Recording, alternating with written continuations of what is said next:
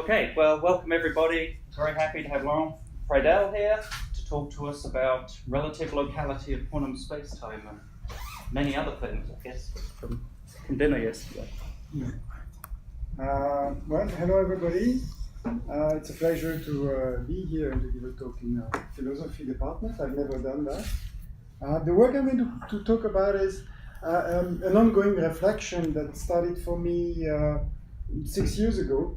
So the talk might contain a lot of new ideas because it's a survey of what's in somehow this, dozen of papers there.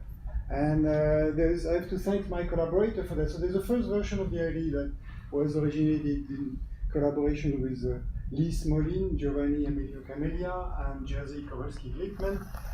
And then I think we have deepened and tried to elaborate much more on this idea with two collaborators which are from the string side and more like from the quantum gravity loop side.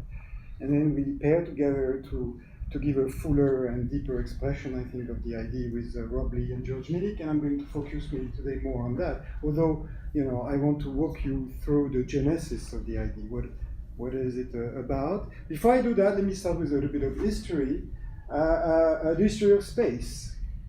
So we know that our concept of space and time have radically evolved over history, from Euclid to Einstein, from the notion of absolute space to the relativity of general observer. Now, that is said, and this history is a very, in some sense, linear history. It's a long, rich, but it's a non-chaotic history, in my view. But today, quantum mechanics hasn't affected our fundamental picture of space and time yet. And this is going to be what I'm going to focus on. Now, if we go to the other actor of the play, I'm going to try to describe matter. Then the history of matter is much more intertwined. It's a constant dialogue between the idea of fundamental objects being the individuals, the monad, if you want, versus fundamental objects being the continuum, whether it's discrete or continuum. And it goes back and forth up to today, from Democritus to Aristotle, Newton, Faraday, Maxwell, Heisenberg, and then even today up to Veneziano. Let's say the tension between is quantum field theory the fundamental expression, or is S matrix the fundamental expression? And string theory has interesting things to say there. So we see there that there's a theme which is this interrelation between the fundamental object being, the whole or the part in some sense. But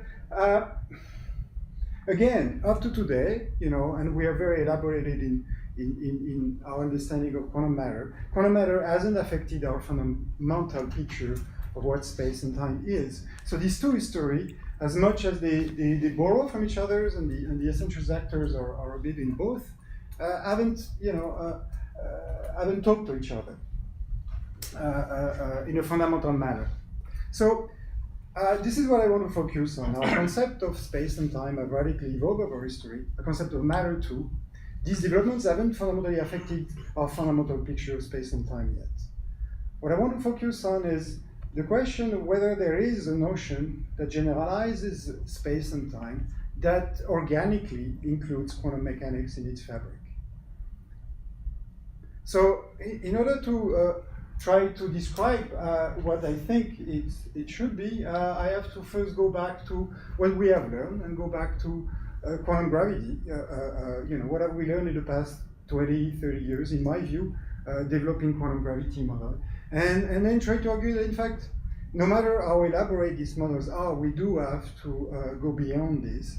And what I mean by that is that we need to rethink a little bit the foundations of the principle in which we're going to think the presence of gravity and the quantum together. And we need a new physical principle. And this new physical principle, I'm going to try to describe its key elements. It needs to reconcile the relativity principle with the presence of a fundamental length scale.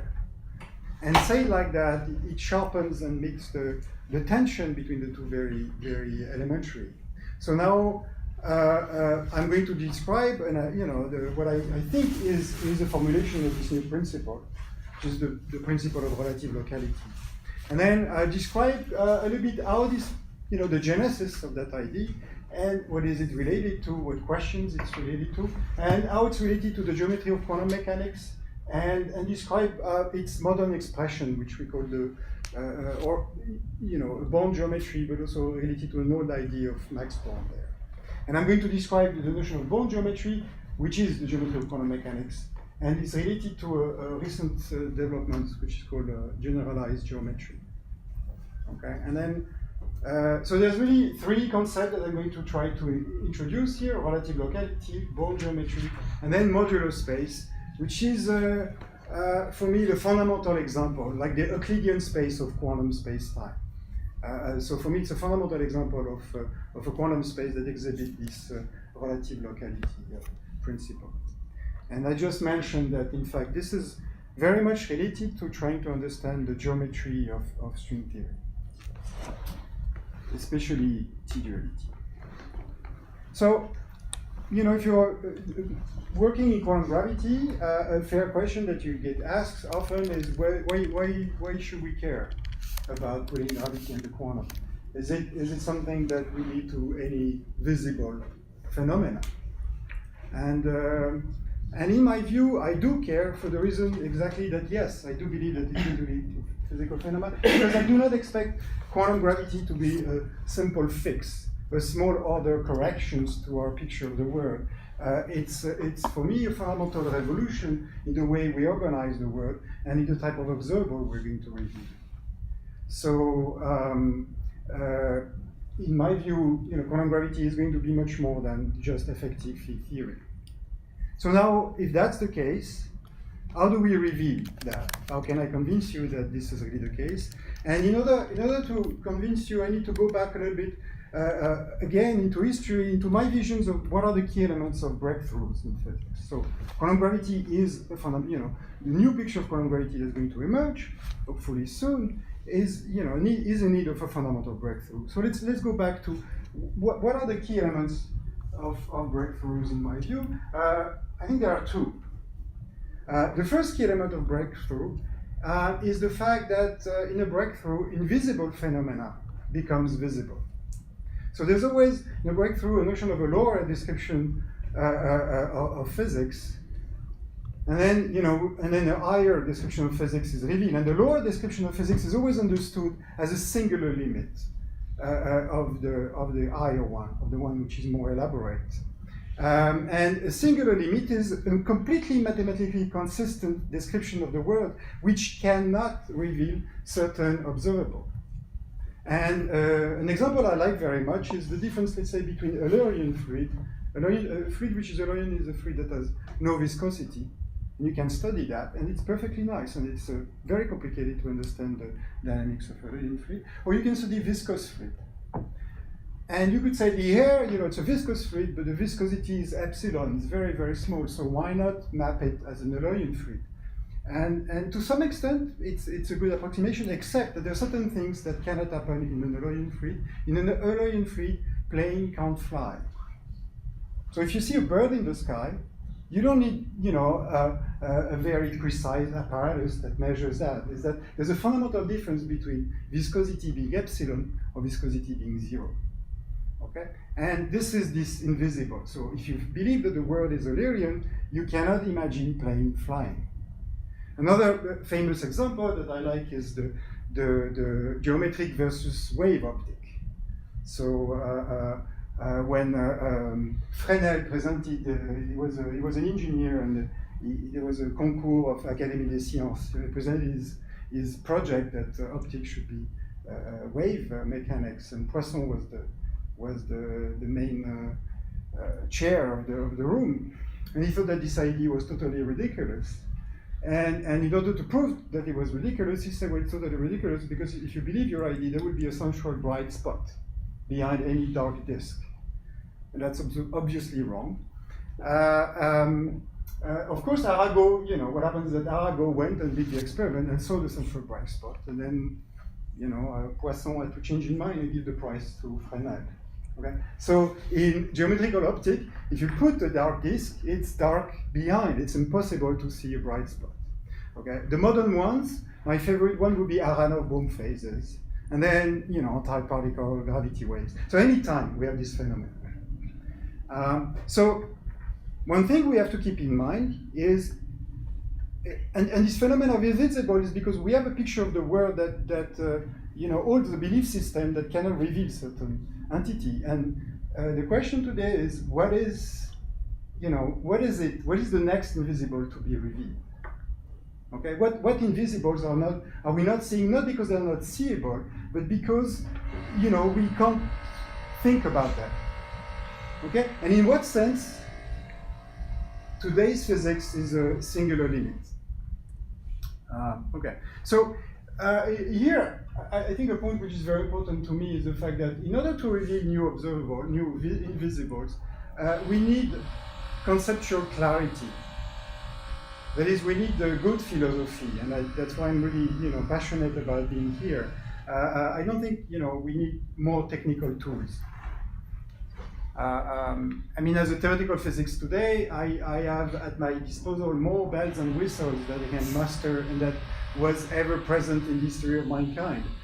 We have a mastery of techniques which is absolutely impressive, and I think the next revolution is not about developing more bells and whistles, but it's about conceptual clarity. And at that moment, I think the discussion or the collaboration between philosophy and physics is central. Conceptual clarity is what allows yourself to see through this invisible. So I think, a key opportunity, and I could not have said that 50 years ago, but I think we are at a special moment here. A second element of the theme is in any breakthrough, not only invisible phenomena become visible, but also there's always a fundamental form of unification that takes place. And this unification is always encoded in terms of a universal conversion factor. And that in this unification, seemingly opposite concepts of the original picture are unified in the more advanced one. And it's quite remarkable that the history of physics is always the same story, again and again and again and again and again. All previous unifications are encapsulated into the concept of a new duality. So I'm going to focus on that idea, invisibles and duality. So for instance, H bar leads to unification of wave and particles. C, the unification of space and time, electricity, magnetism. G, unification of inertial gravitational mass, etc., etc. And there's always a formula that encapsulates that fundamental object. That for quantum mechanics, this was this formula that Bohr and others stared at for years. Energy is a material concept. Waves is the concept of ghosts of waves. Frequencies. And H bar is the equality between the two, that saying that they're fundamentally related. So what's next? Clearly, the next parameter is when we put together H, G, and C. And then if we put them together, we have a new object, which is a new length scale and a new energy scale called the Planck scale. That's the new data, and we can see what type of fundamental. So then, what is the duality that the next unification or this unification is using? And in my view, it's Born duality. Born formulated it in 1938, and I'm going to explain a little bit that. So, what is the unification? Let me give my punchline in some sense. So, what do I expect? I expect a deeper unification of quantum geometry, of course. But what does that mean? It means really a duality between the notion of the whole and the notion of the parts, between ultraviolet physics, that I call UV, and infrared physics. Okay, so this is where this geometry of relative locality is going. So if we continue and see what people have been trying to do in quantum gravity,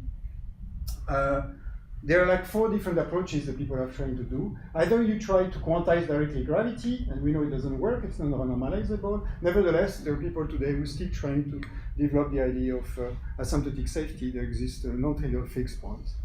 Or you can try to quantize geometry itself, which is very different. It's background independent. This is exemplifying this approach called loops, thin forms. In this approach, what happens is that somehow space is fundamentally discrete. And the challenge there is the reconciliation of the general relativity principle outside the classical limits. Now there's also string theory. String theory, what happens is that the probe becomes the fundamental objects, and then you're delocalizing the probe you're using to probe space-time. It is consistent with relativity, but it hasn't yet changed in any profound manner our understanding of space and time, especially not at some quantum level. And then a new list of models are all emergent models, like causal sets. I'm responsible for the invention of group field theory that allow geometrogenesis or Java gravity. Maybe the most popular expression of emergent ideas are ADS-CFT, that is holography. But I mean, we have all this plethora of approaches. There's clearly no signs of convergence. So why is it, what are we missing? What are we, is it something we haven't tracked? What is it that we're missing in this? So let me try to abstract two lessons from my knowledge of 30 years in quantum gravity. And in order to do that, I'm going to focus on in what sense this approach most acutely differ from each other, and in what sense they most agree. So I think I'm going to look at loop versus string because they're the ones which are developed the deepest and maybe conceptually the clearest. What's interesting if you look at them is that loop versus strings represent two completely opposite philosophical traditions, which seems irreconcilable philosophical tradition about what is the world. And what this philosophical tradition differ on is their answer about the fundamental question, which is the question that, the fundamental questions of the physicist, which is what is a thing? So if you're a loop person, you're in the tradition of general relativity, and then you believe that space-time is everything. In the tradition of Newton, Faraday, Einstein, that what matters is the structure of the whole, the entire universe, and that the parts just, carry charges decided by the whole, and will follow trajectories, geodesics, whatever. So it's the IR, the infrared, dominates the UV. Okay. And then, in that framework, you try to quantize the whole, and then you expect the parts to appear as some kind of defects, just to follow once you understand the quantum nature of space-time, the rest will just follow. And remarkably, there's one example where it's totally possible to do that. It's called 3D quantum gravity. And we had complete success in realizing that picture. So I think it's an interesting model to study there. Now, on the other hand, if you look at string, it's the complete opposite tradition that says, no, matter is everything. What matters in the tradition of Democritus Leibniz is what matters is the structure of the most fundamental objects, the parts. And then, of course, complex objects are built up of fundamental objects. And the whole follow from the constituents. Right? This is the basic idea of string theory, and it's exemplifying the fact that you derive Einstein equation from the property of renormalization of individual probes. And then you look at the equations that space-time follows from the interactions, the structure of interactions of this probe. So it is saying, no, it's UV, ultraviolet physics that dominates the infrared. And you can see why when you put two persons like that, if they are kind of unaware of their philosophical bias, there could be no conversation. Because this bias that I'm revealing here is they're so deeply ingrained into the basic of the field, into the techniques that, it doesn't mean that people are necessarily aware that they're working under that. So for me, I want to kind of reconcile, keep both and see where it goes. In some sense, both of them are right. That's the challenge. The second thing is, okay, in what way all these different approaches, what do they have in common? And there's, as much as they differ on everything, they have one thing in common. The only point of convergence is that they all agree that whatever quantum gravity is, it has to be non-local. And it could be the non-local observable in background independent approach, the non-local probe in string theory, the non-locality of holography, the non-locality of the discreteness in loops and causal sets, the non-local fixed points of asymptotic safety. No matter where you start from, you always end up into that corner. So this begs the question, can we reconcile the two opposite traditions by accepting this fundamental non-locality? And this is what I'm going to do. I'm forced to accept non-locality as a basis of the organizational principle of the world, and I don't want to take sides. So if you accept that, then you have a first problem, is that how do you deal with non-locality without opening Pandora's box, right? Locality is built in absolutely every textbooks in physics today. It's the chapter 0. It's a chapter which is not written. It's an absolute basic assumption. It's essentially very clearly built in field theory, in general relativity. You can see it in the notion of locality of asymptotic states, the locality of interactions. And more importantly, I think the most central theme of locality is Wilsonian notion of locality, the locality of separations of scale. So we have this ingrained notion that whatever I do here, that microbiology is not relevant to understand the physics of stars, because they live at different scales. And that we can live in, this is this notion of separations of scale, which has been very, very, very useful. These are really the foundations of modern physics. So if you shake that, it's not, you cannot do it lightly, because you're going to shake almost everything you stand on. So locality is central to everything we do. Even more, if you think about, okay, I'm okay to have non-local space like a lattice, but then if you put relativity, it means non-local time, and then everything goes loose. So like Pandora, when Pandora closed the box, she left only one thing in it, which is hope. And that's what humankind is supposed to hang on. So I hope this is enough for us, okay? So what clearly I'm going to try to devise for you is that we cannot just go blindly opening Pandora's box there. We need to have a roadmap. We need to understand what type of non-locality is viable. And we need a new principle to tame non-locality. So in order to get to this new principle, we have to understand what is the question we're trying to address. Okay, so what is the problem? Why quantum and gravity are so hard? What is it what's the issue at the core?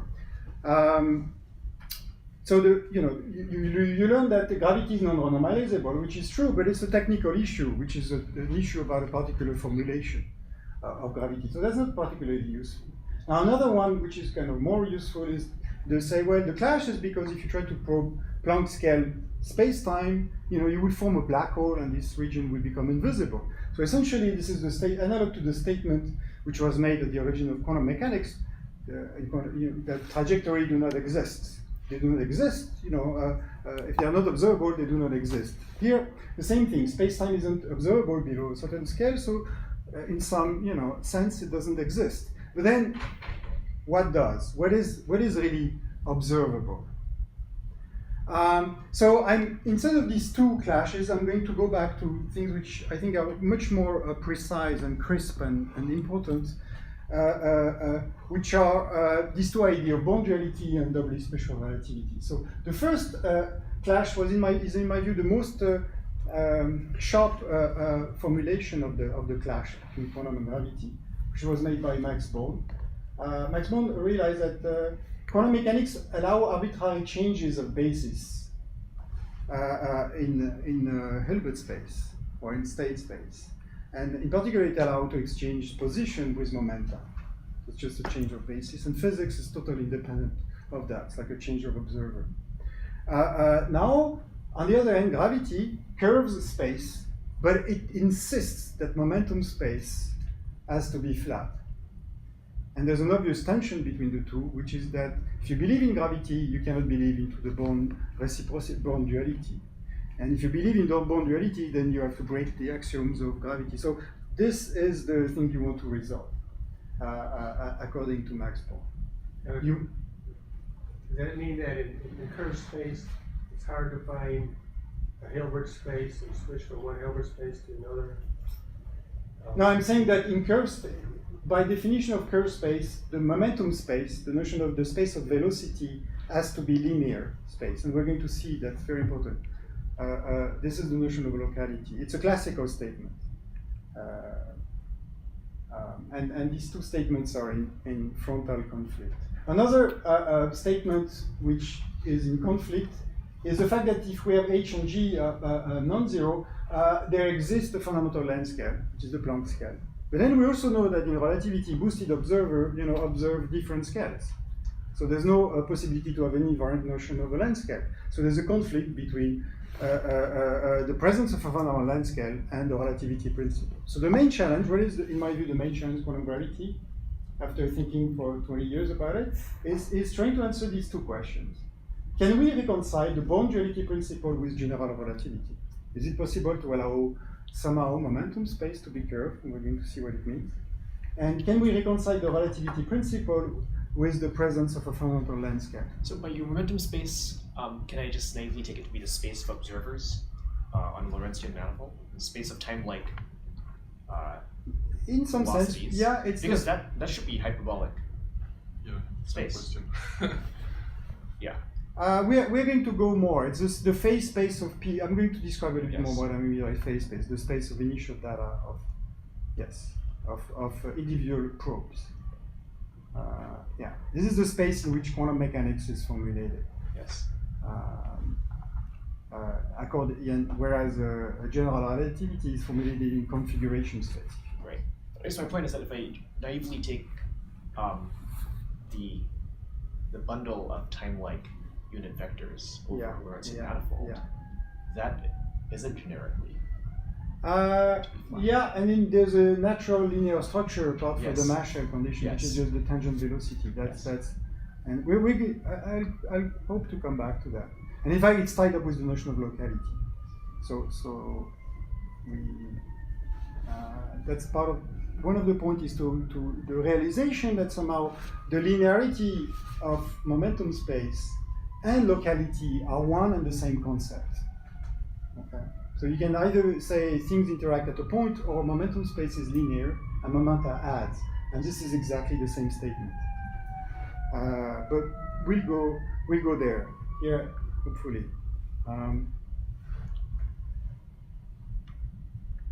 I hope that answers, but I should answer it better later. So the new take on quantum gravity is that it should emerge from a theory which is quantum as a fundamental delocalization scale and satisfy the relativity principle.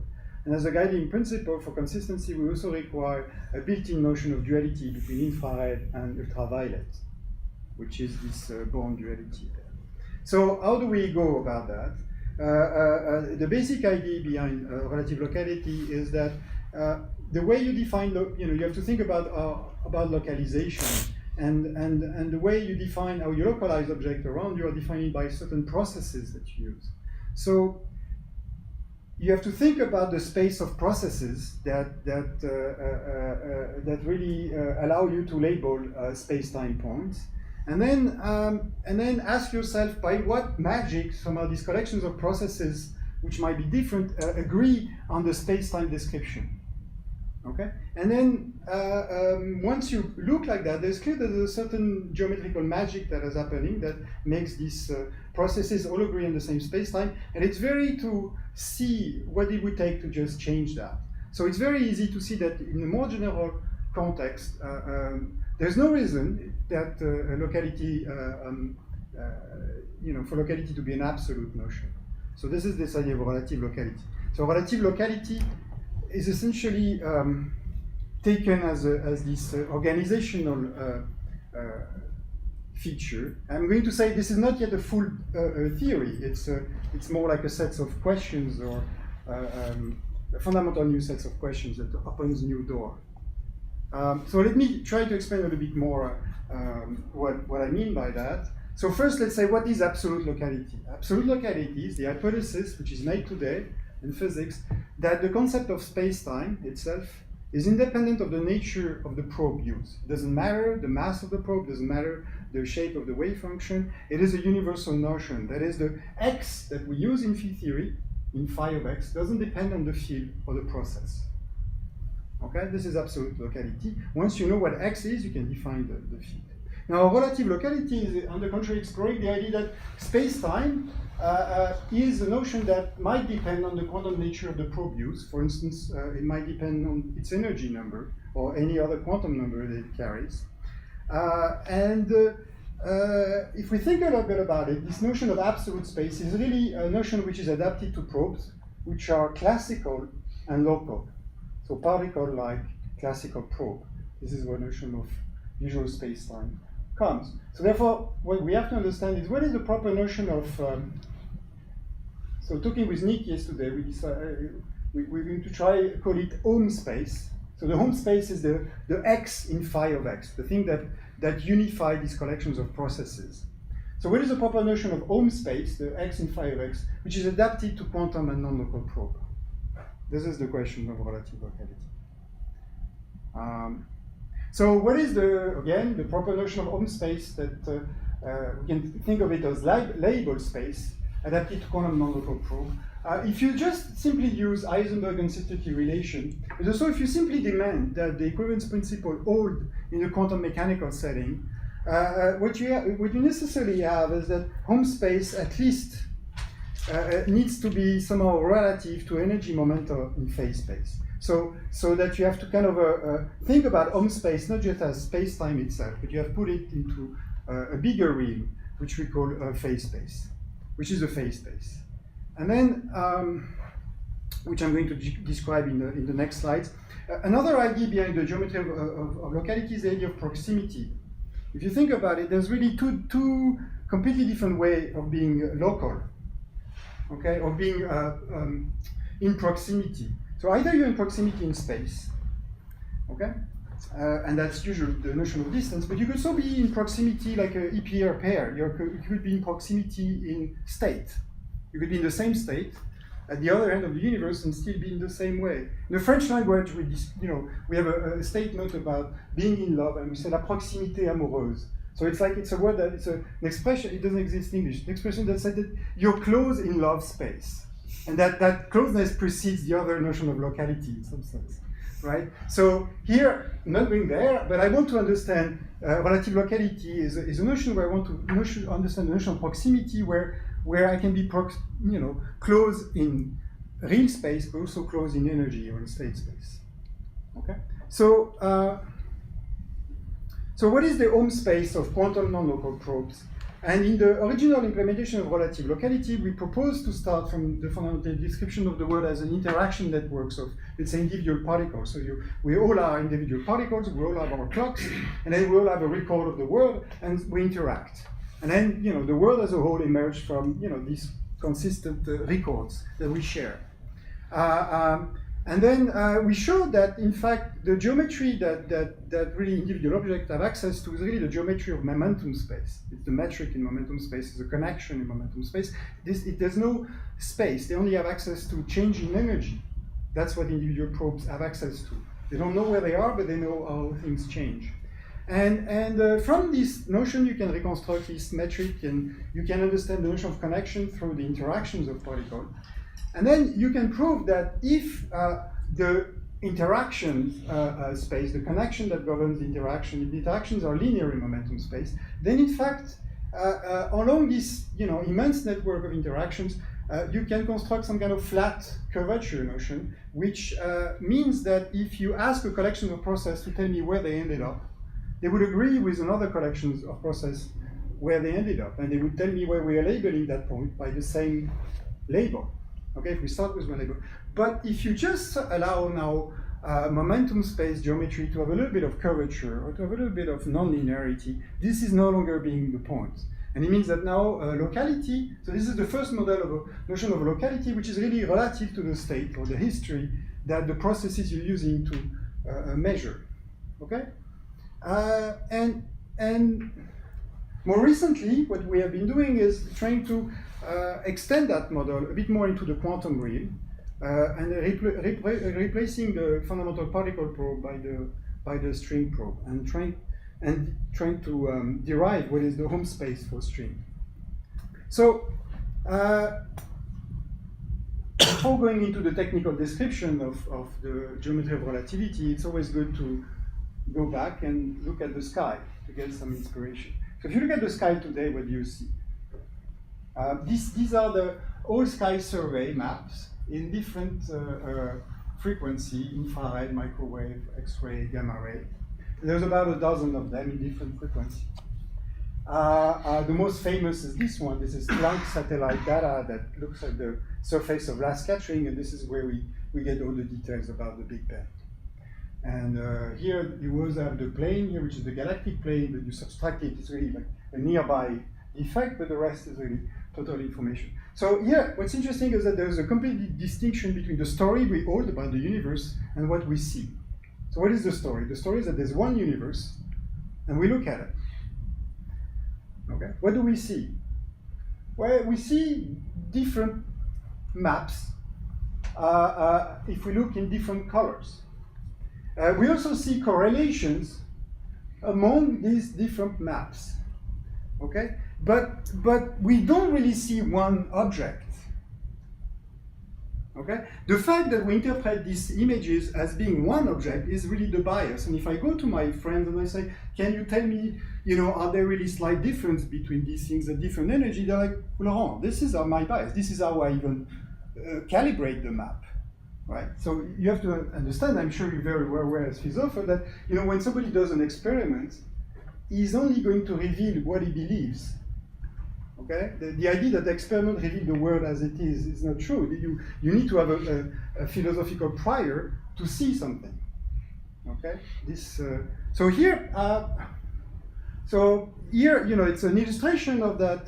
There may be the possibility that you can ask the question now: is it really true that these maps are the maps of the same things? Do we really end up in the same place if we look at the universe with one energy or the other?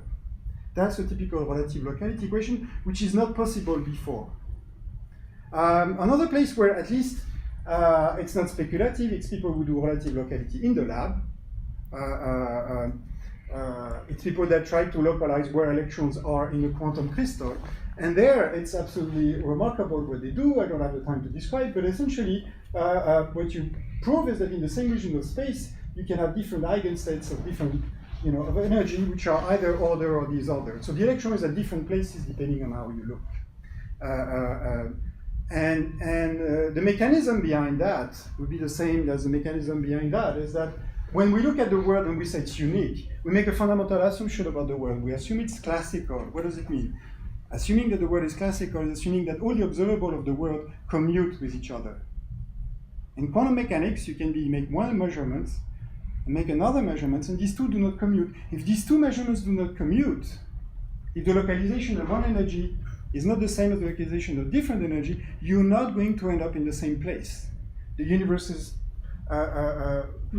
the notion of locality is relative to the notion of energy you're using. And here it's just a proof of principle that the key element there is that the analogy is the quantum crystal replaces the space-time and the electron replaces the probe. And here you have ordered and disordered phase that coexist at the same time. What's missing is the relativity principle. So in quantum mechanics we know that the locality is relative. We just have never really acted upon it in some way. Now, another very important point is that usually I want to look at G Newton. I talked about H bar, but the other actor in the game is G Newton.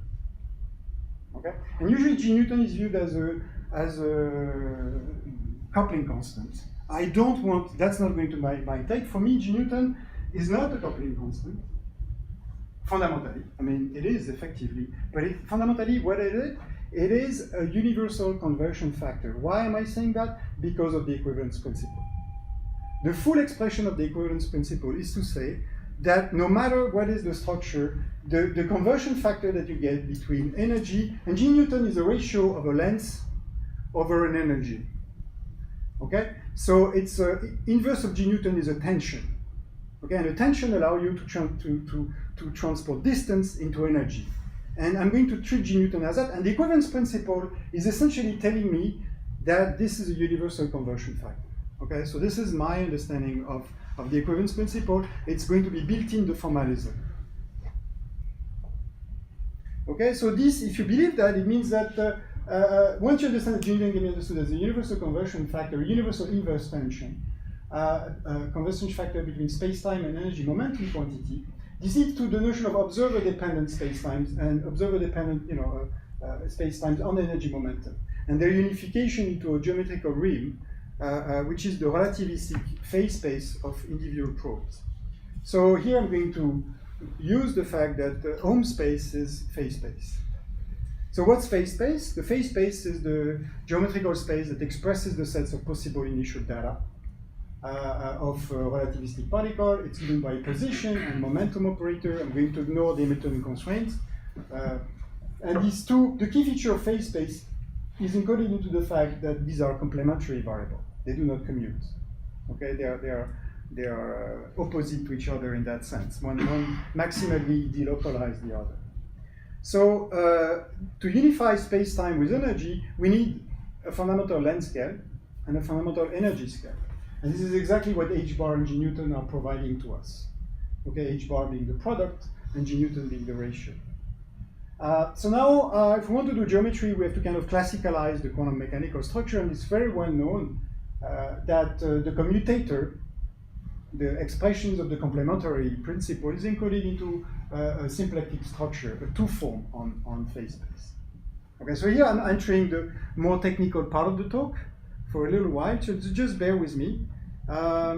Okay, but before I go there, let's go back. So now, if we go back to the geometry of space-time, we know is encoded into a Lorentzian metric.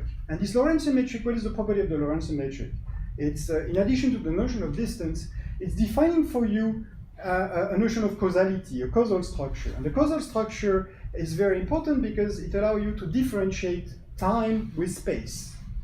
Okay, this is why you need a Lorentzian structure to have this differentiation. So similarly, the geometry of phase space, which I call Born geometry, we call it Born geometry, has in its elements something that measures the notion of distance in space, but also the distance in energy momentum space.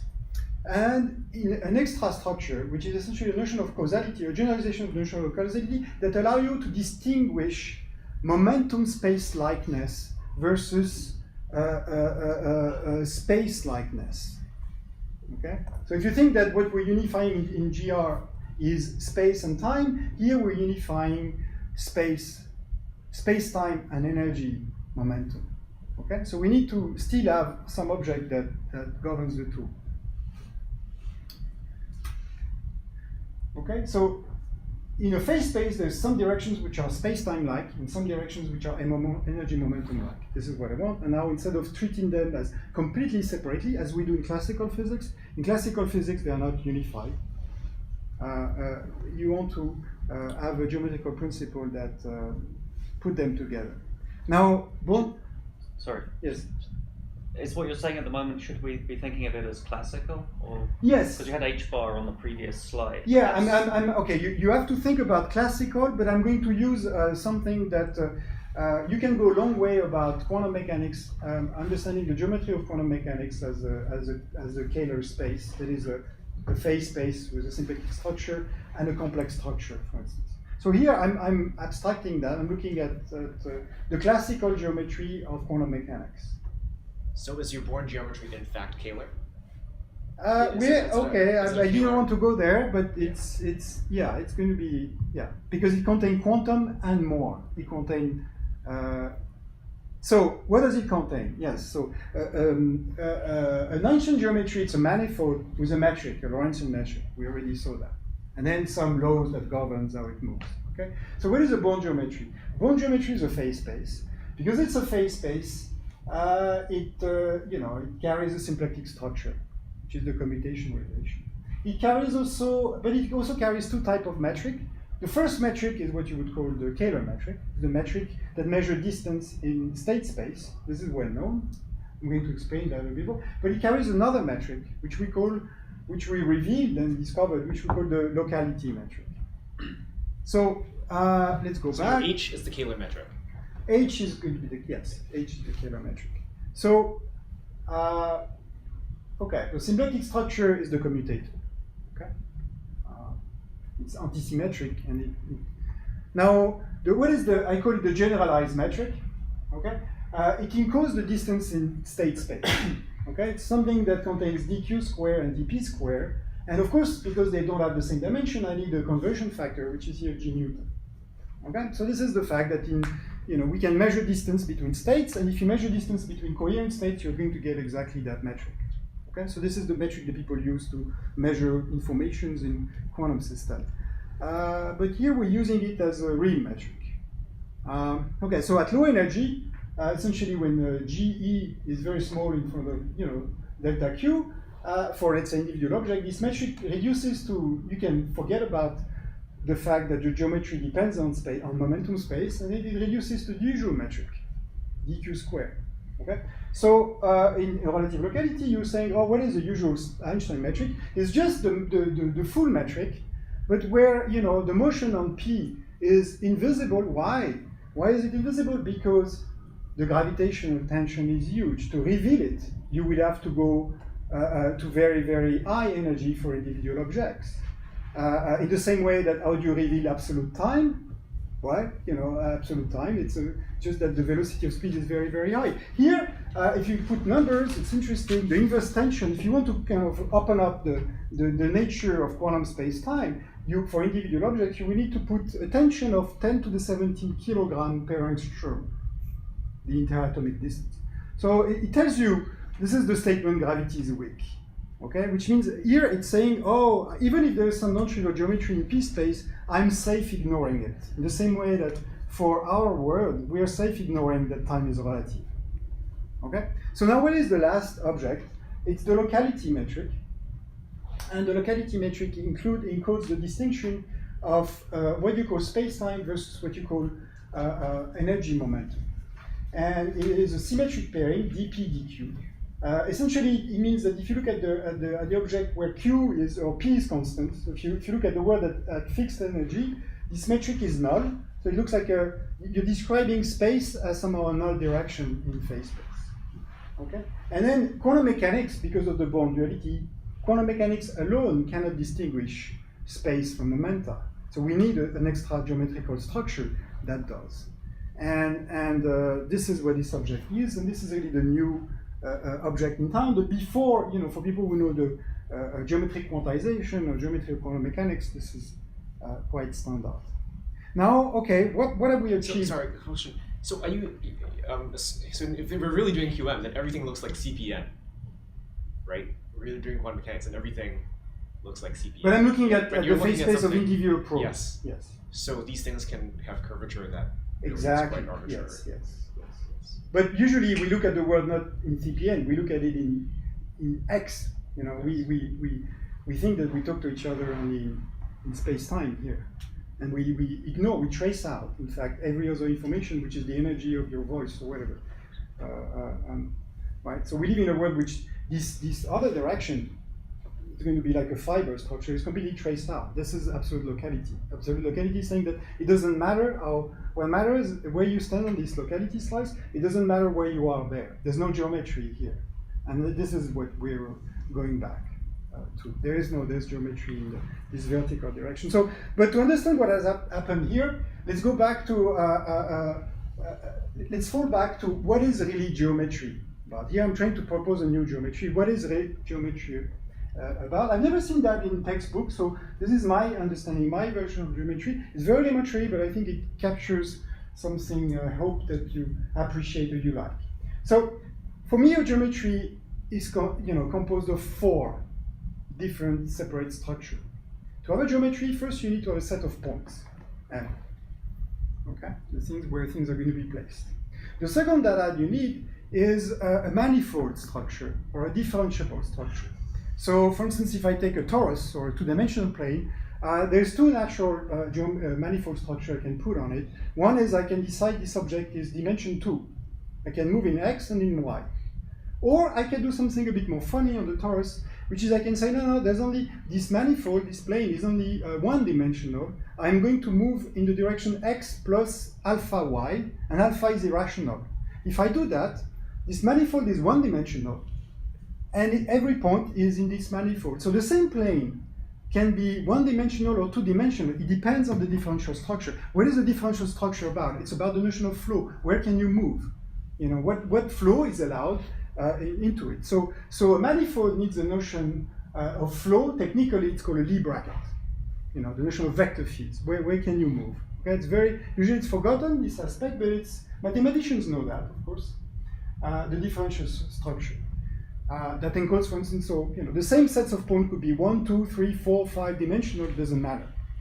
But the manifold structure, the flow, Okay. Now, when you do geometry, you also need a metric, and a metric defines distances, proximity between objects. And then you need a connection. And a connection defines transport. Now that I have a notion of flow, I know how to move on my manifold, but I still need to tell you how to move, to transport objects. Okay? And one of the key realizations that took 2,000 years is to understand the notion of flow and the notion of transport are different notions.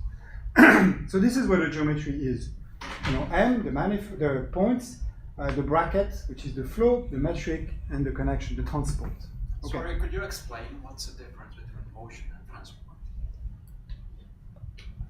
Let me give you the history of that. Yes. So Do you want to save that till the question and answer?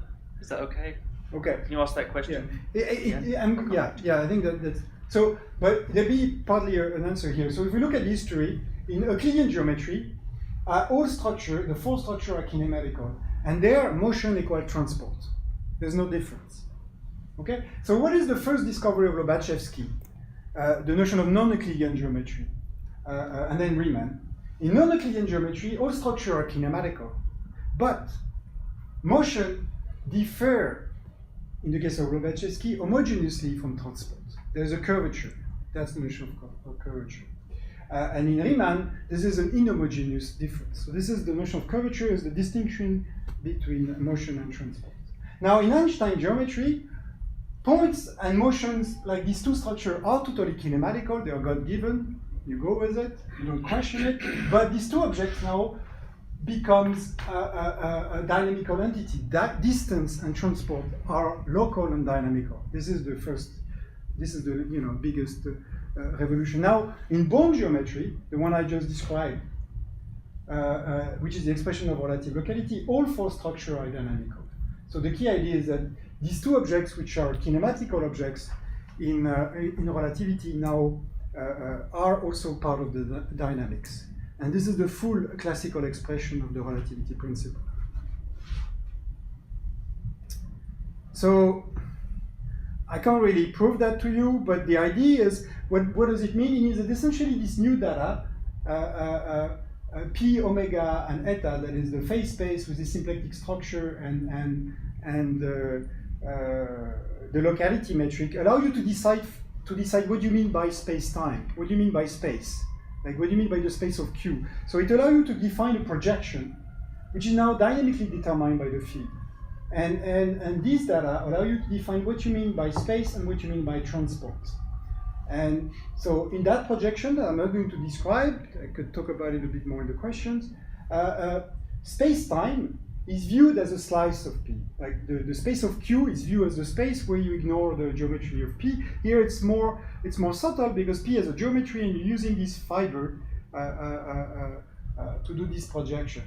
And then the fact that there's a bracket is pretty remarkable, but it was invented by a mathematician called Courant bracket, it's called the Courant bracket, that has understood that in the geometry of foliation, there's naturally a generalization of the notion of flow. Yeah. And then this object that I transport here, so this is the new data. What was before kinematical now is subject to a dynamical object which satisfies dynamical law.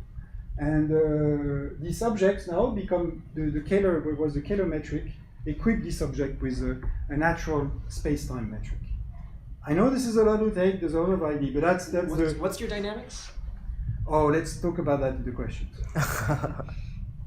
That's going to be a central question. So now, I think I have to, I see Nick, no, I'm good, I have to, I'm near the conclusion, but so far I was classical, okay?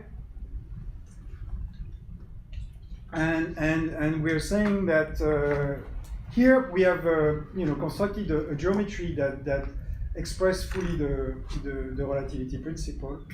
But fundamentally, what we want to do is unify G and H bar, right? So this geometry should be, this classical approximation as you described should be really thought as approximation. So what about the quantum version of that?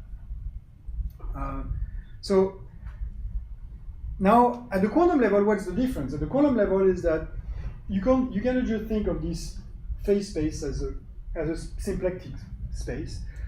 it becomes now a non-commutative algebra, non-commutative Heisenberg algebra, where P and Q do not commute. Okay, and now if you think about it, and if you the game for us was to say, well, let's go back to Euclid and let's tell Euclid, okay, can we reinvent Euclidean geometry? But let's tell Euclid that the world is quantum.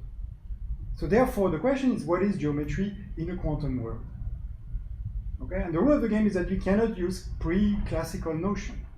So from this perspective, what is space? What is the Euclidean space of Euclid? It's showing up as a choice of polarization. Okay, the Euclidean space of Euclid appears in the Q that appears in the wave function, the Schrödinger, or the argument of the wave function. It appears as the configuration space, the location where you locate. So this is how space appears. Space appears as a choice of polarization from the point of view of quantum mechanics.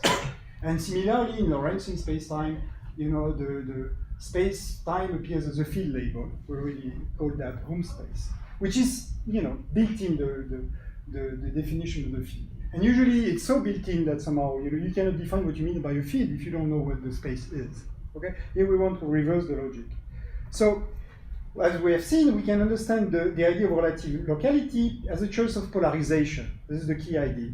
That somehow space is a choice of polarization in a quantum object.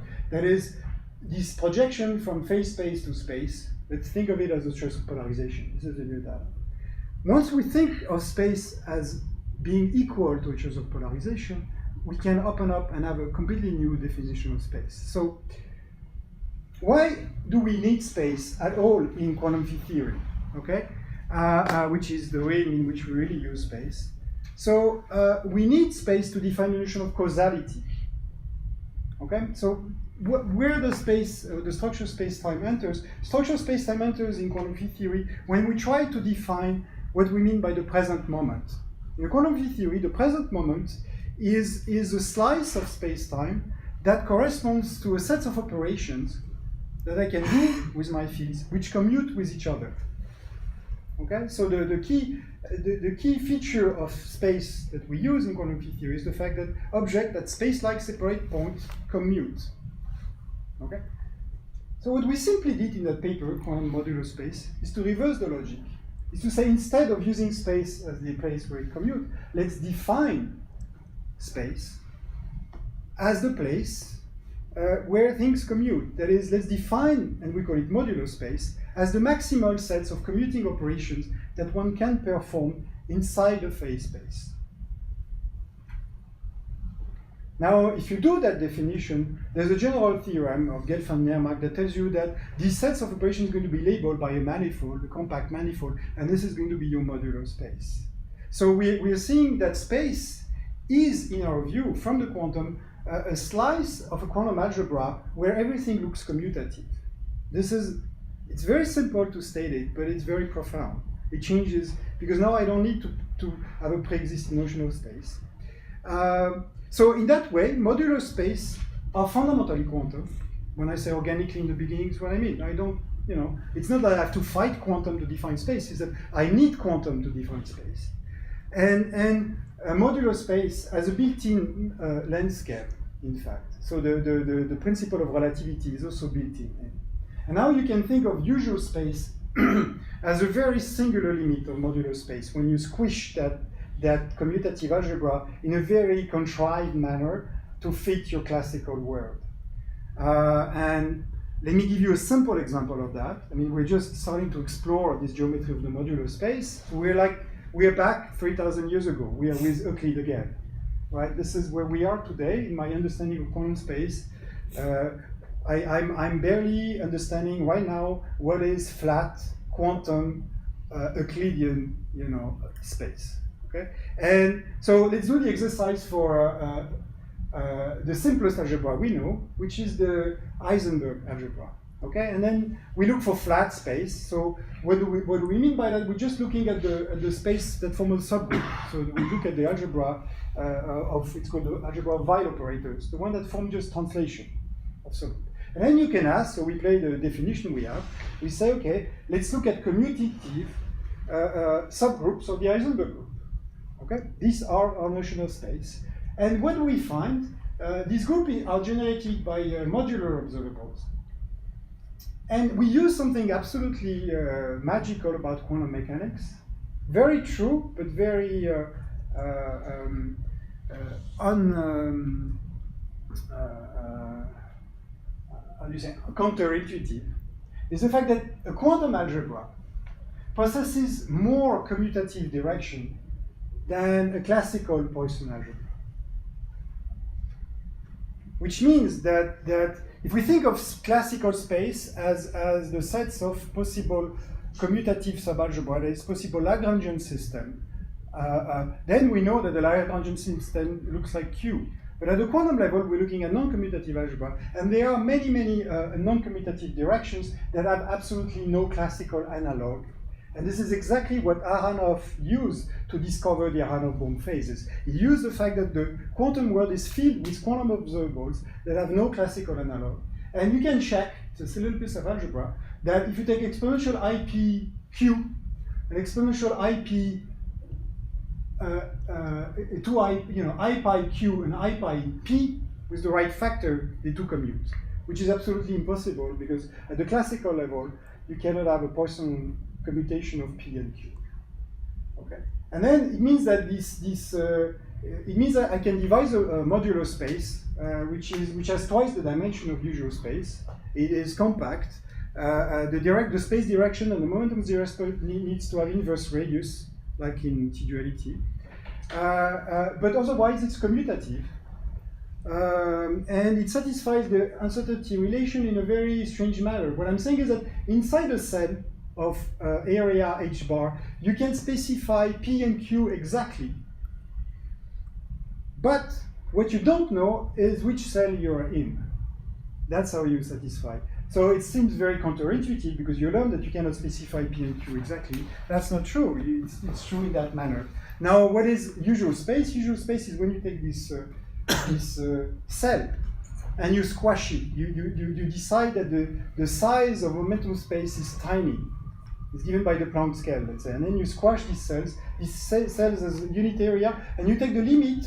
But in the limit, you're going to forget.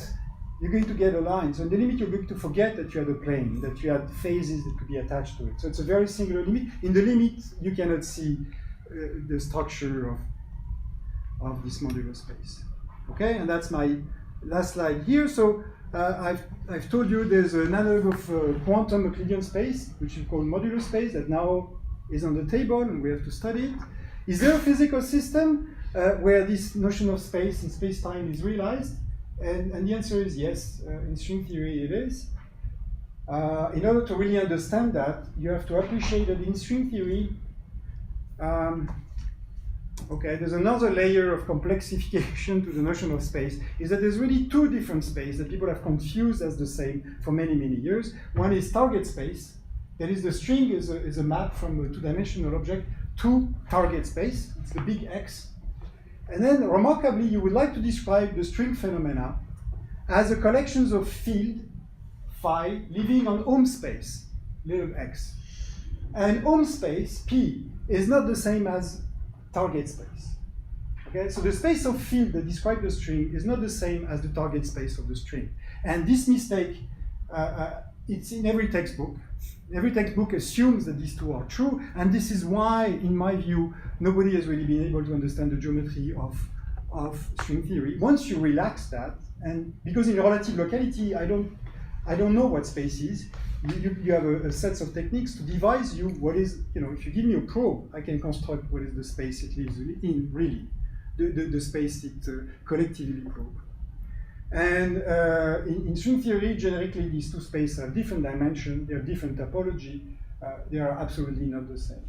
So now we can show that the Ohm space of closed string, compactified closed string, is a modular space. Modularity is somehow the target space realization of a symmetry called T-duality. And T-duality, which exchange notion of space and your space, for people who know, is just an expression of Born duality. So we go back to the beginning, where Born duality is at the core of the expression of this geometry. And then if you want to understand why we live in space and on momentum space, now there's a dynamical setting of symmetry breaking mechanism. that was just a summary. Now the conclusion is that in this talk we have reviewed the concept of space and time, a bit less, and proposed a new notion of space which is fundamentally quantum, fundamentally non-local. It respects the principle of relative locality. We've also seen a new notion of bond geometry, which provides a full extension of the relativity principle, which allows the notion of space-time itself, the points of space-time, a notion of flow, to become dynamical object now. And then modular space-time is an example that reconcile. It's the first example I know which reconcile discreteness with relativity. We have no other example up to date. This is the first time. This has been an open problem for many, many years. Modular space does it, so it must contain some validity. And then it provides a new geometrical understanding of T-duality symmetry. To go back to the beginning, what are the new invisibles? What is it that we are not seeing, which is there? The prediction is a fundamental UV-IR mixing. There is a correlation between UV observable and infrared observable. So, what's next? We talked about that action principle, for instance. Thank you.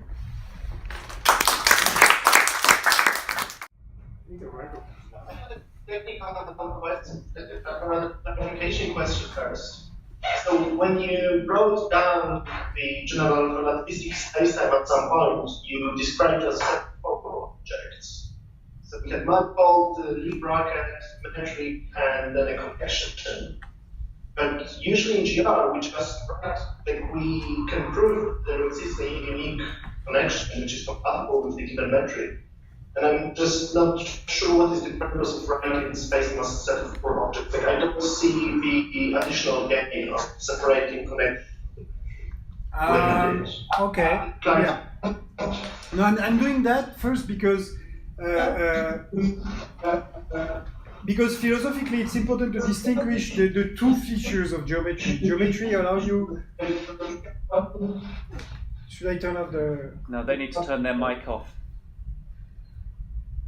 You need to turn your mic. Okay, the mic is off. So geometry allows you to measure distance and allow you to do transports. Okay, and it's very important. Let's say if you do first order formulation of gravity to distinguish the two. In fact, at the quantum level, we know that the notion of geometry, the frame field, is in fact the variable conjugated to the connection. So at the quantum level, it's not the same. And then the property you're saying, the fact that the geometry determines the connection, I can put it as it's essentially the condition of torsion equation, the zero torsion condition. Okay, so I put it as part of the dynamical equation that I haven't talked about. Okay, so you can present, and I think it's really the modern understanding of geometry that it has a frame, a notion of distance, a notion of connection, and it has two equations that governs their relationship.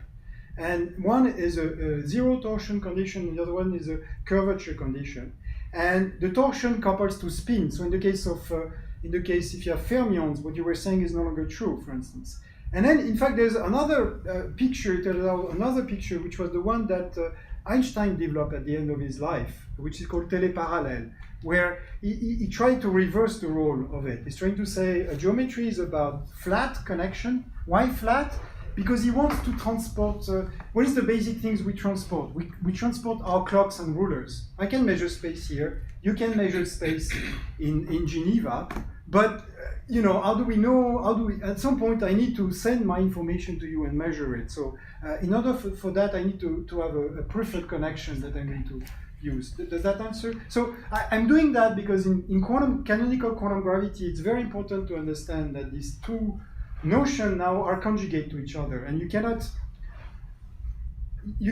diagonalize curvature and geometry at the same time. Okay? Yeah, thanks. That helps. So, you're absolutely right. I assumed that the portion vanishes when it's stated de facto.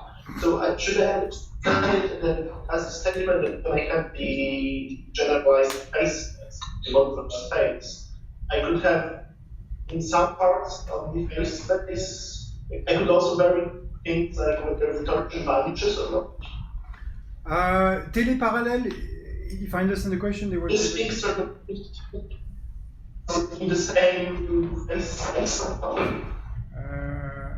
I'm saying there's two, at the classical level, it really, these are just reformulations, but there's two opposite formulations of gravity, either as a theory of zero torsion, non-zero curvature, or the formulation that in fact Einstein preferred, because it's the expression of the equivalence principle, as a formulation we have zero curvature and non-zero torsion. Now, at the classical level, these are, different objects. At the quantum level, it does matter, in the sense that classically, you could say the torsions vanish, but you could introduce a parameter that say, okay, it vanish as an average, but what is the width of vanishing of the torsion?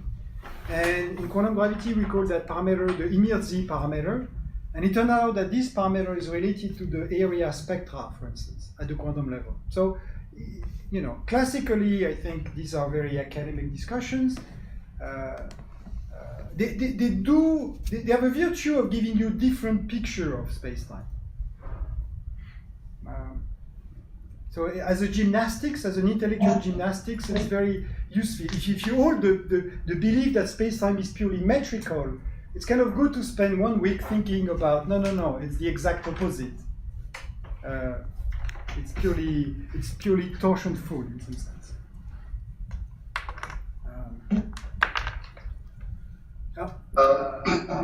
I have a question, if I may. So, in your conclusions, you state that space is fundamentally non-local. I completely do not understand what that's supposed to mean. So, at various points, you said that it's adapted to a non-local quantum problem. But I really don't understand what it means for to be, and which is somehow more fundamental than space itself. I mean, no, very good. Okay, I really yes, very good. I like very much your question. Okay, it was the end of the talk. I was concluding too fast. So, okay, let me back up. What did I do? Let's say, and let me talk just about modular space. I'm saying if you include quantum into the mix, there's no longer one notion of locality. Okay, there's, let's say, the notion of, let's call it Schrödinger locality, which is the classical notion of locality. And then let's say there's a notion of modular locality. Okay, so each, by definition, this new space, they define a locality. So they are local. There's no, they are fundamentally local. Now, it's if you still believe that the notion of locality should be defined with respect to Schrödinger space, right? If you hold the belief that Schrödinger space is the universal realm by which you should define absolute locality, from that perspective, this new locality looks very non-local. Does that make sense? It's okay. I'm defining a new notion of locality, and you're right. These spaces are local, but if you want to compare it to the previous absolute, then and in some sense, this is how I can resolve paradoxes. Because if I think of them as being non-local objects, then they are, they are formidable and impossible to understand, and they would only paradoxes, right? But if I think about them as local objects, I hope that's a very, very important point that I didn't give just. Okay, that is extremely helpful. One more follow-up, if I may. What happens to the usual quantum non-locality, the EPR non-locality? Is that somehow resolved into local spaces now? Locality, or that's presumably still there in a Schrödinger locality sense?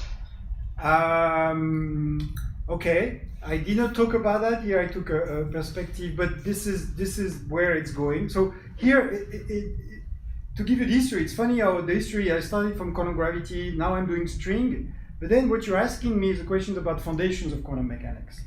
Okay, so it's true that the same thing could be used in the foundations of quantum mechanics, and I can give you my conjecture. This is what I'm working on right now.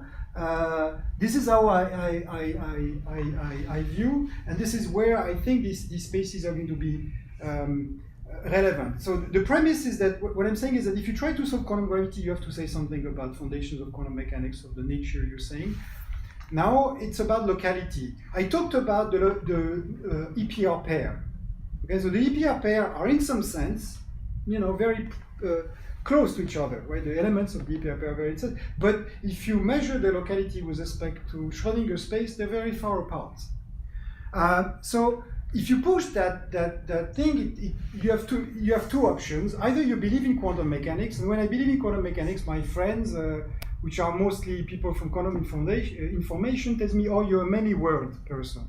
And I'm like, I don't want, so I want to believe in quantum mechanics and be a one-world person. So I always say, no, I'm not, and then they say, well, I don't want to be, living in the measurement space that they live, because I'm always wondering in order to live in the quantum information picture, you have to refer to measurements. But measurements, if you think about it, always refer to a notion of classical locality. You cannot distinguish different spins if you don't tell me where things are. Okay? So what is the new way that this relative locality opens up? This modular space tells you maybe this is where it goes. Maybe this modular space, I want to think about it as the space where the EPR pair is local. It's the right space to describe certain quantum phenomena. And in the conjecture behind is that quantum mechanics is always local, but what you have to give up is the fact that locality is an absolute notion.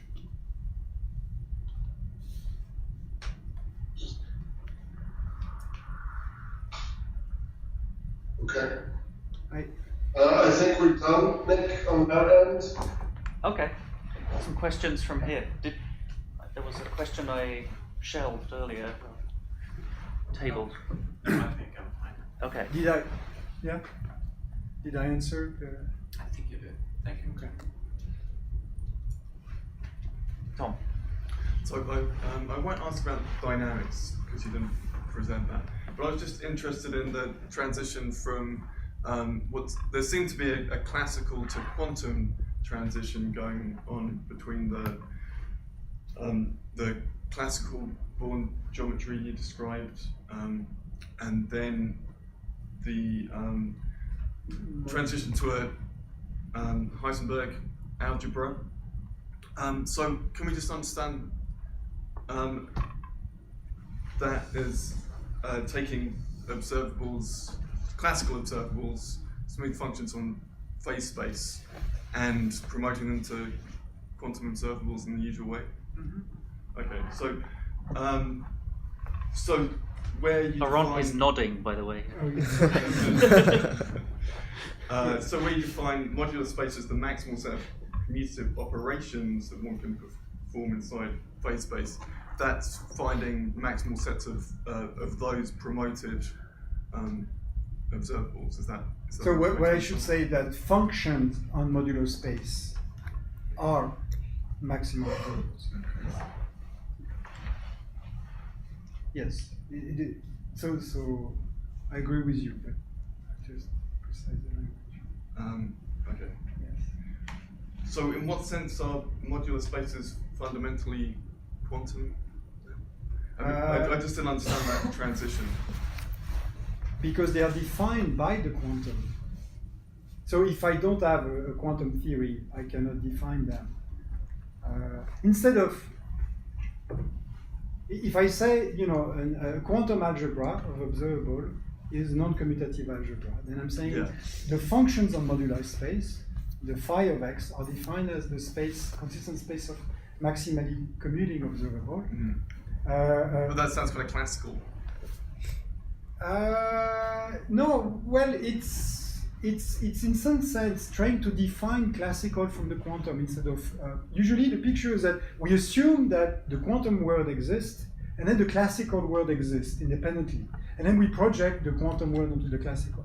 I absolutely have no idea what the classical world is, and that's my problem with the people doing quantum information, where there is a guy measuring apparatus, he has a beard, he has not, and I don't know where he's coming from, because he lives in the classical world. Here, I want to start from the quantum and define what I mean by the classical. And I'm using, and you're pointing towards the right thing, I'm using, somehow I'm saying, in some way, I'm using space.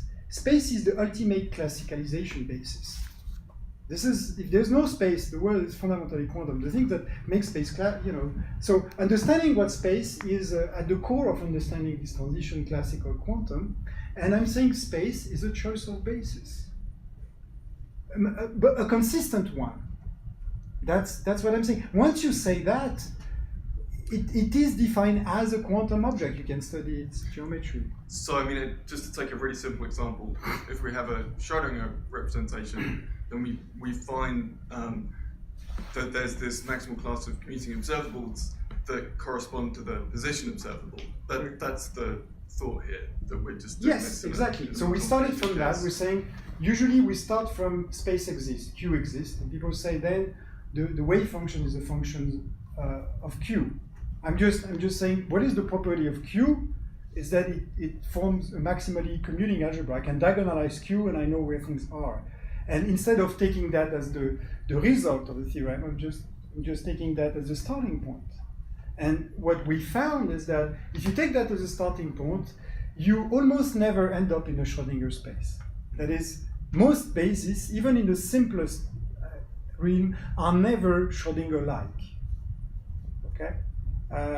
So it means that the labeled space of these states are going to be these modular phases, which we can talk about. I could And by Schrodinger space, you just mean usual Schrodinger representation where we have yes, which space and then yeah, exactly. conjugate momentum. Yeah, conjugate momentum, and the topology. If you think about phase space, the topology is it's R2D. It's RD times RD. Right. Well, let's say we're in one dimension, so it's R times R, right? P and Q. Okay. Schrodinger is to say I have to take the half of it. So Schrodinger space M is just R. It's just the space of Q. Mm-hmm. Okay. Now modular space.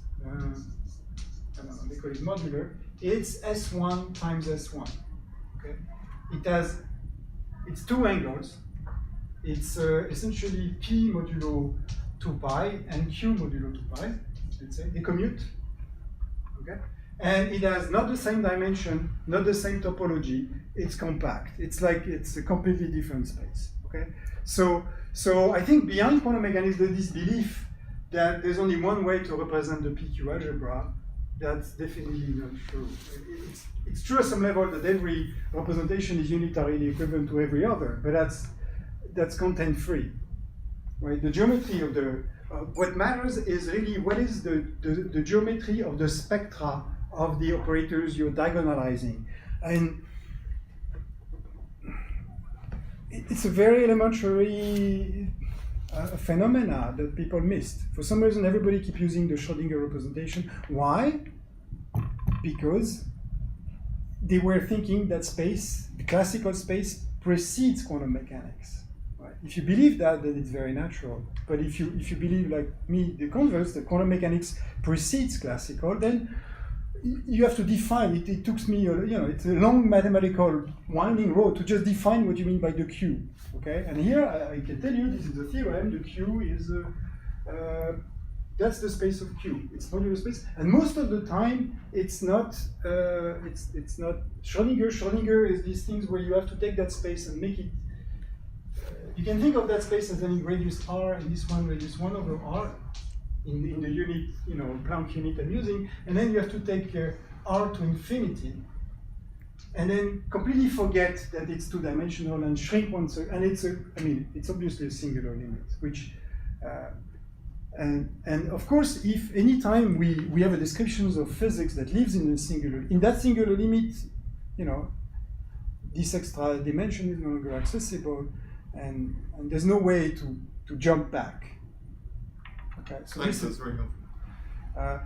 So this paper, spacetimes are modular. I realize it's somehow very elementary. We wrote it in a technical manner, but if you go, maybe I should write it's very simple idea that was questioning the unicity of representation of Schrodinger, which was never questioned before by geometers, for reasons that once you see it, it sounds. 'Cause strange.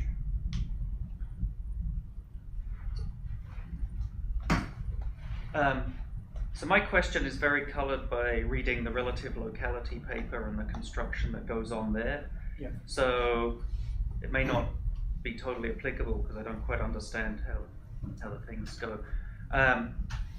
But there, and I think today as well, it seemed that time does play some sort of special role. That at least there, the observers sort of have clocks. And the release points here, it seemed like there was some privileged notion of time there with the particle. But maybe that what you were talking about, that example, the particles have clocks. The other thing that's going on in that paper, and I'm kind of interested how it relates then to the Born reciprocity, it seems, and maybe this is just part of the pedagogy of the paper, but it seems there that the momentum part of phase space has a sort of privilege, has a sort of given metric, whereas the metric that you project out for space-time is a derivative one. So that seems like the space and momentum then are not exactly on the same footing, and I wondered also whether the inclusion of time is also breaking that kind of symmetry.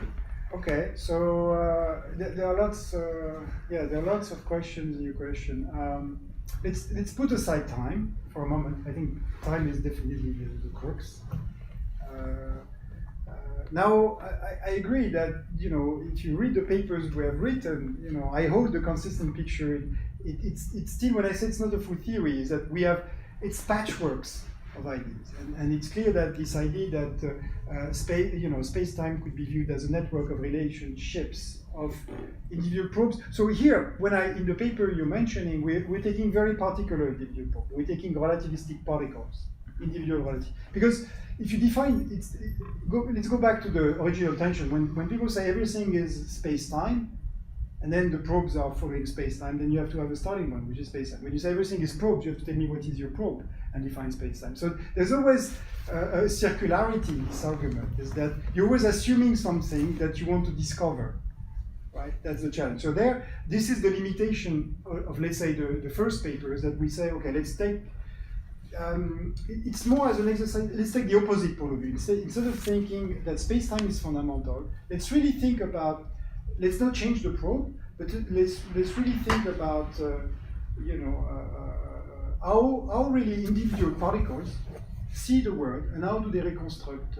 So in that framework, yes, momentum space plays a preferred role. Why? Because in the world we live, momentum space is the sense of constant quantity, and if you have a system which has constant quantity, that means it's going to be preserved along, like whatever is motion, like individual, if there's motion without the interaction, it allows you to define motion without the interaction, so we start from that. So you can define the notion of an individual. An individual is something that doesn't change, okay?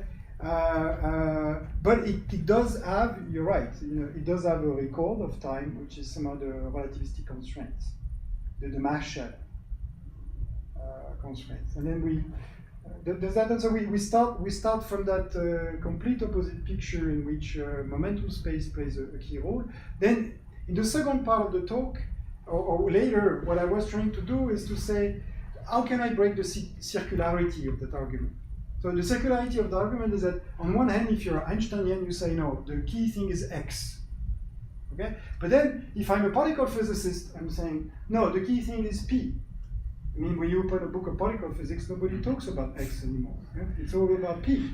Okay? So what we were doing in that exercise is think about me as a relativist that has been taught, and everybody around me believes that fundamental is X, it's Q, it's X, and then say, but no, if I now tell what is the word from the point of view of P? Okay, just as reestablishing the balance. And of course, the challenge, this is the reconciliation of the fundamental tension, is that, so you're right, in that paper, we take P as fundamental and we see how far you can go. And you can go quite amazingly far. It was a surprise to me how much you don't need X to say you just need to know certain things about how P transforms, the geometry of P, and then the rest is, so you can prove it. The second part, when I start to talk about bond geometry, is if I try to stand in the middle, because at the same time that you're trying to devise the space, you're trying to devise what the probes are. This is the question about what is a thing, right? When I say that, as a philosopher, you might recognize a reference to a philosopher which you're not allowed to mention, but because I'm French, I am allowed to mention. You're not going to? It's Heidegger. Yeah. It's Heidegger. He wrote a beautiful and Okay. Are you not? well, it's this is the central question, and of course there's a circularity in that question. That's the beauty. And of course, Heidegger loves circularities, but he embraces it. So as a scientist, at some point, we don't like singularity. Things are right or wrong, right? This is the picture of the world. But as I was describing, in any breakthrough, we always go through a circularity. Space. We have. If you read the papers that about the discovery of quantum mechanics, between 1925 and 1915, 10 years of papers. Of the 5 discoverers, there's only really 5 people trying. This is, they were in a bizarre loop of ideas, I can tell you. But it's beautiful, because they're in the loop. Go back to the time, it's the end of the 19th century, beginning of 20th century. Everything is explained in terms of trajectory. What is physics? It's Kantian. The world is Kantian. It's causality. Now, you predict the future. That's it. And what is it? The prediction is a trajectory, right? And you can explain everything. Particles and everything is understood. It's all a trajectory. And then there's a collection of 5 guys that have realized that trajectory do not exist. Okay? So where do they are physicists, so they know that whatever result is correct. But they fundamentally believe that trajectory do not exist. Where does that put them? And then that put them in a very interesting mental space. Where then you can read that guy, and it makes sense for a moment. But yeah, I think he asked a fundamental question. It should have been physicists that asked the question, what is a thing? It is the question of physics. I team taught a course with a physicist and an architect. I think that was about it. Our title might have been, what is a thing? Okay, I think, isn't that the question of all philosophy? At some level, but yeah. Some of the things you say resonate with discussions in philosophers, and also what you guys are interested in is you start off, you think about a lot of discussion of stuff that, present development of relativity, and you assume you have rods and clocks. You use this to kind of generate, to articulate the theory, but ultimately you want to come back and have a theory of matter that actually allows you to have these objects to be real physical objects, or the limits of real physical objects. And yes. No, it might be. That's why I was saying there's an interesting collaboration, because it might be interesting, and I want to know exactly, in the philosophy world, how people have, because for physicists, certain things, haven't been addressed. Like the idea I'm revealing, I'm somehow in shock that we are sometimes the first time to really reveal. They're very simple, but they are almost philosophical. So I'm sure philosophers have something that I can learn from about how to deal with these circularities, for instance, how to understand dualities. Of course, any breakthrough, there was a moment you read the paper of quantum mechanics before and after, and you stop reasoning, you just jump. Okay, it's you jump, and then you can't. And the jump happens in one brain most of the time. It doesn't happen in it's one brain that jumps, and then.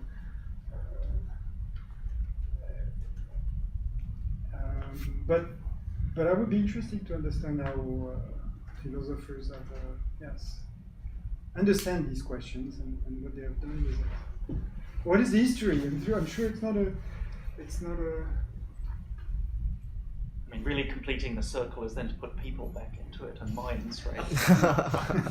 Isn't that Mullins? That's his circle, is it? I don't know. I think it's Okay. Do we have time? Or do you Yep, have more yep. questions?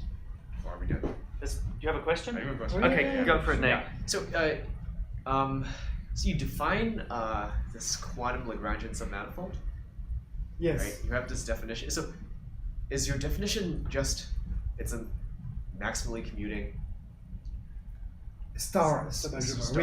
Oui. Yes. There Is there a more geometrical version of this? Well, that's what we're developing. Yes. How to have, yes. That's so the only geometrical. So a definition like half dimension as a manifold in which the symplectic form vanishes, right? That kind of definition. that kind of thing. But then you want to understand the geometry. What is the metric it has? What is the right? How the measuring space transitions. This is really we are at the balbutiement, the beginning of understanding. That's why I'm saying we're back in drawing a triangle with Pythagore.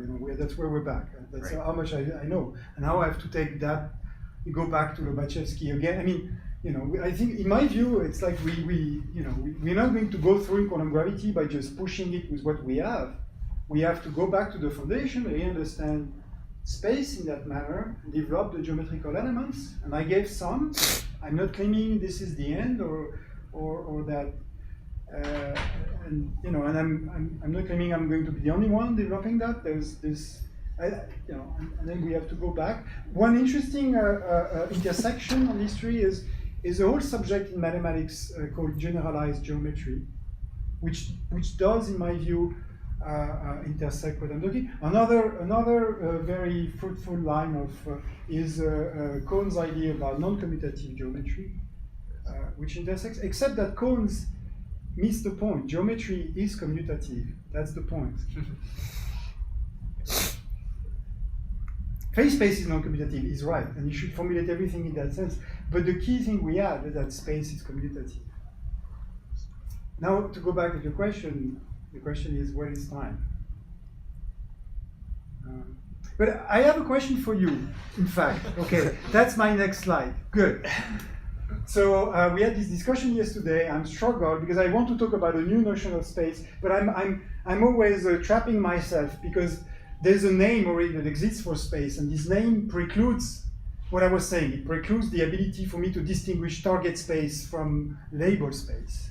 So as you are philosophers, you're better than me and maybe understand the name of. So what do you think? How should we, what name should we place for the geometry? So the geometry we were talking about, like this geometry of that we're going to discover. I have no doubt about it. And it's very rich, and it might help us with the understanding locality. But what the name should be? Should it be? So I use different names.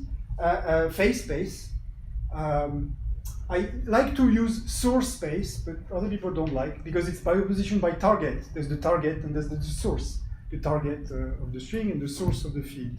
Another one is label space, which is very, very, very good in some sense, but it is kind of it has a kinematical feel to it. And then here I use home space. And maybe in the philosophical tradition, there may be a better name for that object. So that's a question for you, philosophers. I'm in a need for a new name that allow me to talk about that geometry. So Phenomenal space. what? Phenomenal space. The space. So phenomenal. There's a subtlety. The phenomenal space for me would be I thought about that, but phenomenal space, as I was saying. There's a subtlety I could not deal with is that there is the space of fields phi of let's say phi of P and Q. Okay, so this is the space of fields. Okay, but at some point I say, oh, this space is projected onto something. Okay, so the space of fields depends on P's and Q's, and the projection, which is I think what you call phenomenal space, is the space of let's say low energy excitation of the field. Here will be the space of phi of x. But here would be the space of PQ. So phenomenal space. So there's the subtlety is that once you have that, that's why I need a new name. There's a fundamental distinction between the space on which the field live on and the space which is revealed by measurements. Okay? In field theory, they are the same. Okay? So here you need to have the space which is revealed by measurements is phenomenal space, which I call modular space. Okay. So think about modular space, and I'm happy to change. But I like modular space because it's a tribute to Aharonov. Modular space is phenomenal space, but this one is. I have a real quick question. So you're using the term space. Do you mean space and time? By space, do you include time? Or by space, do you mean everything at a certain time? I mean, it's space I am. includes I am. space and time. Yes, I'm knowledgeably confusing about that. Yeah. In the sense that ultimately, when I talk about space, for me, I'm a relativist. So it's going to be the space of space and time. So when I mean space globally, I mean space as it. Okay. But to be fair, I have a notion of, I have a definition. I gave you a definition of what is phenomenal space in terms of a modular algebra. I didn't give you a definition into what is modular time. Okay, so I'm still, I think, yeah. So ultimately, there is a fundamental difference, which is, and if I use time, it's over. Like the name matters because if I use time, it comes with a one-dimensional, non-compact order direction, and that's certainly not going to be the time of quantum mechanics. I mean, a need for another name, which is how should I name the soon-to-be-discovered replacement of time? I thought about change, but change also. So because time is too loaded, and for time I'm struggling with the name, and I'm not even trying to ask you a question about that. It's too much. But I mean, if you want to go there, this one I think maybe we can people can send me their vote, or Nick can organize a vote about what they like. I'd like to know your opinion, or if you have any other good suggestion. Well, there's a suggestion from one of the YouTube viewers, which is namespace. On the grounds that that's what's used in coding. Oh, that's like namespace. Yeah. Okay, can you send me a reference so that I can look at what, Sure, I mean, okay. All right, I can look, they're looking really hungry over there.